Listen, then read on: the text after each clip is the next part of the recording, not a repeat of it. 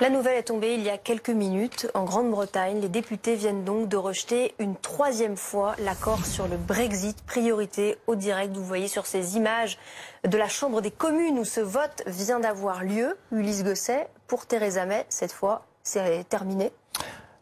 Pour Theresa May, non, car elle avait dit qu'elle démissionnerait si son accord était voté par Westminster, par les parlementaires britanniques. Or là, que se passe-t-il? Ils ont rejeté une troisième fois l'accord. C'est évidemment un coup de tonnerre absolument incroyable, puisque ça veut dire concrètement que les députés britanniques ne valident pas le plan qui avait été négocié par Theresa May avec Bruxelles. Et ça veut dire quoi? Ça veut dire que la Grande-Bretagne va sortir de l'Union européenne le 12 avril prochain, c'est-à-dire dans quelques jours à peine, sans accord. C'est le no deal. Ça veut dire concrètement, il n'y a aucune règle pour, mettre en œuvre le divorce entre la Grande-Bretagne et l'Union européenne. Il n'y a pas de règle, c'est-à-dire que tout est possible. Et la première chose possible, ça serait par exemple que dès le 12 avril prochain, eh bien, il faille présenter son passeport pour aller en Grande-Bretagne, que les taxes vont augmenter et que tout le scénario dit du Brexit dur se mette en place. Et c'est donc un scénario extrêmement dangereux qui inquiète beaucoup de monde, aussi bien en Grande-Bretagne qu'en Europe. Pour que ce soit bien clair, Ulysse, ça veut dire que d'ici le 12 avril, il n'y a aucune alternative possible?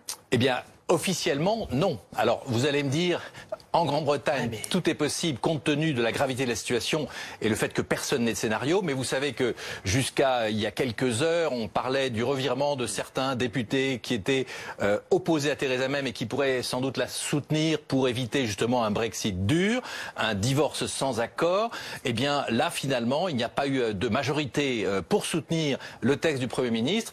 Alors, elle avait dit qu'elle démissionnerait si on soutenait son texte. Maintenant qu'elle a perdu une troisième fois, elle reste de toute façon dans une situation, je dirais, infernale. C'est le naufrage de Theresa May, mais c'est aussi le naufrage de cette négociation avec l'Europe. Et c'est ce que l'Europe redoutait, car effectivement, un divorce sans accord, imaginez, prenez le cas d'un divorce classique, quelqu'un se sépare, qu'est-ce qu'on fait des enfants, qu'est-ce qu'on fait de la maison, qu'est-ce qu'on fait de la voiture? Et là, c'est au niveau de l'Europe, c'est-à-dire des centaines de cas de négociations qui sont remises à plat, les accords commerciaux, les liaisons aériennes, comment ça va se passer par exemple pour les avions qui vont atterrir en Europe en venant de Grande-Bretagne.